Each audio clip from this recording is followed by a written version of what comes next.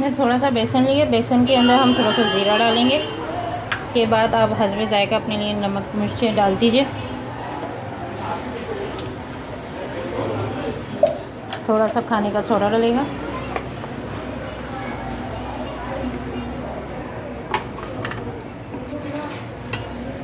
और हम इसे गाढ़ा गाढ़ा जो है,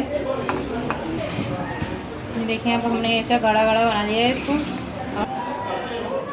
अब हम आलू की कतलियाँ काटेंगे और उसके बाद हम जो है इसे आलू के पकोड़े तैयार करेंगे। हमने आलू छीले, आलू छील के हम इसको जो है बारीक बारीक काटेंगे ताकि हमारे आलू के पकोड़े तैयार किए जा सकें।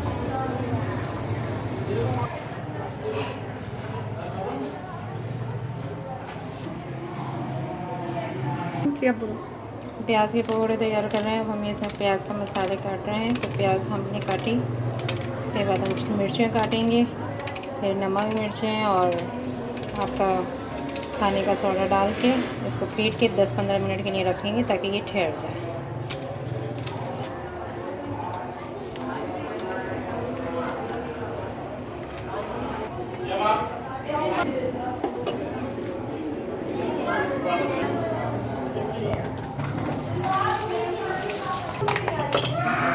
ऑलिव ऑयल यूज़ कर रहे हैं, तो कढ़ाई में थोड़ा सा तेल डालेंगे हम ताकि ये गर्म हो जाए। उसके बाद हम जो है पकौड़े तलना शुरू कर देंगे। पकौड़े बना दें, प्याज डालें, ठीक है। तेल अच्छा खासा गर्म हो गया है। ये जल्दी जल्दी जो है गोल्डन ब्राउन होकर निकलेंगे।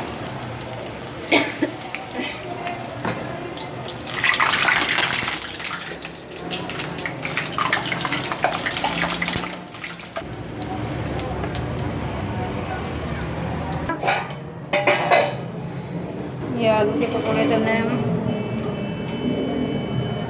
इन्हें थोड़ी दरमियानी आंच चाहिए होती है आलू के पकौड़ों के लिए, क्योंकि ये गलते हैं। तेज़ आंच पे जो है आपके पकौड़े तो लाल हो जाएंगे लेकिन आलू आपके गलेंगे नहीं।